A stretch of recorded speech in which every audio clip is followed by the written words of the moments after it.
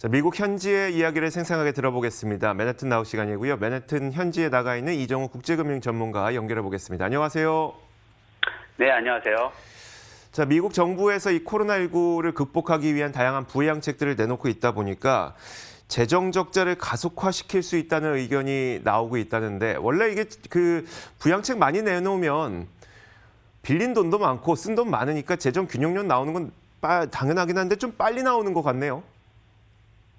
예, 사실 미 정부의 이 빚 문제는 사실 고질병으로 쭉 이어오고 있었던 문제죠. 네. 지난 2008년, 2009년 경제 위기를 극복하면서 미국이 이제 많은 그 재정 정책을 내고 또 미 연준도 마찬가지로 미국 정부의 그 국채를 사다 들이면서 많은 그 정부 빚이 많이 늘어났습니다. 그래서 그림에서 보시다시피 연방 정부의 부채가 엄청나게 많이 늘어나고 네. 그랬었는데요. 이 빚이 어느 정도 그 부담이 되느냐를 살피려면 사실 그 GDP와 비교해서 봐야 됩니다. 가령 뭐 개인으로 말해도 1억의 빚이 뭐 연봉 5천만 원을 가진 사람이 1억의 빚을 가지고 있다면 대단히 부담이지만 연봉 10억인 사람이 1억을 가지고 있으면 그다지 큰 부담은 아니겠죠. 네. 그래서 우리가 보통 어떤 국가의 빚 부담이 어느 정도 되느냐를 따질 때는 GDP 대비 그 퍼센테이지를 보게 되는데요.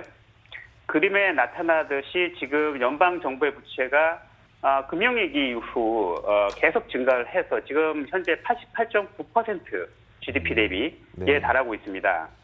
물론 가계부채는 좀 줄어들었죠. 사실은 과거에 그 프라임 모기지 사태 때 피크를 쳤다가 그것이 점점 줄어들면서 현재는 75.36%를 보이고 있고요. 네. 기업 부채는 뭐 그런 것과 무관하게 꾸준히 증가해서 현재 74.94%를 보이고 있습니다. GDP 대비요. 네. 그런데 이런 민간 부문과 공공 부문의 빚을 모두 다 합쳐놓으면 이게 GDP 대비 미국 GDP 대비 250%를 살짝 상회하는 수준입니다. 그러니까 이게 사실은 뭐 작지 않은 문제인데 현재 지금 코로나 사태에 대응을 하느라고 연방 정부도 그렇고 그 뭐 연준도 그렇고 여러 가지 그 부양책을 내면서 월스트리트 저널이 예상하기에 올해 그 미국의 그 GDP 그 재정 적자가 큰 폭으로 증가해서 약 3.6조 달러에 이를 것으로 보고 있고요. 네. 또 내년에는 이것이 살짝 줄어들긴 하겠지만 역시 2.6조 달러에 달하는 미 연방 정부의 재정 적자를 예측하고 있습니다. 그러니까 이게 빚 문제가 사실은 적지 않은 문제인데 이게 이제 사태가 진정이 되고 나면요, 사실은 코로나 바이러스 사태가 잡히고 좀 진정이 되고 나면 사실 이것을 이제 롤백을 해야 될 겁니다. 네네. 즉 미국 정부도 이제 그 균형 재정으로 좀 돌아가기 위해서 세금을 인상하고 지출을 삭감할 것으로 예상이 되고요. 또 국민들도 세 부담이 늘어나겠죠. 미국 정부가 이제 세를 좀 올리면은. 네. 그다음에 미국 기업들도 아무래도 이제 그 후속 대책으로 비용 감축 및 투자 감소가 예상이 되기 때문에 이런 미국 경제 내 세 가지 주체들의 이런 그 부담들이 결국은 미국 전체 경제에 있어서 적지 않은 부담으로 작용할 것이다. 코로나 사태가 해결된 이후에도 뭐 그런 예상이 지금 오고 가고 있습니다. 네, 알겠습니다. 자, 아무래도 그 코로나19를 극복하기 위해서 지금은 빚을 많이 지고 있는 상태지만 언젠가는 그 빚에 대한 부담을 줄여야 되는데 코로나19가 지나간 다음에 빚을 줄이려는 노력이 일어나겠죠. 결국 그것이 코로나19 이후에 어떤 경제적인 부담으로 작용하게 될 것이라는 이제 월가의 분석이 요즘 나오고 있다는 얘기네요. 코로나19 이후에 또 미국 경제가 겪게 될 좀 구조적인 문제점들 어떤 게 있을까요? 그러니까 이제 미국 경제가 사실은 이 코로나 사태로 인해서 경제뿐만 아니라 미국 사회의 어떤 구조적인 문제가 좀 드러나고 있는데 네. 이 코로나 사태로 인한 피해를 대부분 그 사회적 취약계층이 이렇게 많이 더 받고 있다라는 얘기입니다. 지금 통계에서도 드러나듯이 지금 현재 엄청나게 많이 발생하고 있는 미국 실직자들이 있는데 네. 이들 중 80% 이상은 사실은 임시직들입니다. 그러니까 정규직들은 사실 이 코로나 사태에 의해서 직장을 잃는 일이 그렇게 많지 않다는 얘기고요. 또 그 연봉이 이제 높으냐 중간이냐 낮으냐에 따라서 좀 보면 사실은 저소득군 직군의 실직률이 훨씬 더 높습니다. 그러니까 애초에 그 교육을 많이 받고 연봉 높고 그런 분들은 사실은 이번 코로나 사태로 인한 경제적 타격이 그렇게 크지 않지만 교육 수준도 낮고 저소득층에 속하는 분들이 오히려 이런 코로나 사태로 인해서 더 큰 피해를 입고 있다. 그런 얘기입니다.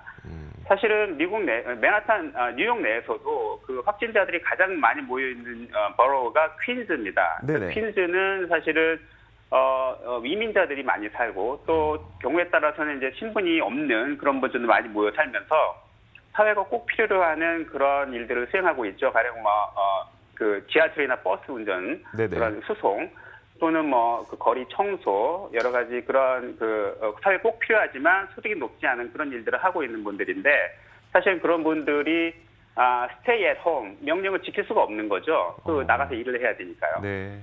그러니까 어떤 얘기가 나오냐면 그 집에 있어라 자택 격리가 사실 일종의 럭셔리다. 그것을 즐길 수 있는 계층만이 느낄 수 있는 거고 사실은 그렇지 못한 분들이 사실은 더 많은 피해를 당하고 코로나의 확진도 많이 당하고 그러고 있다라는 얘기입니다. 네, 알겠습니다.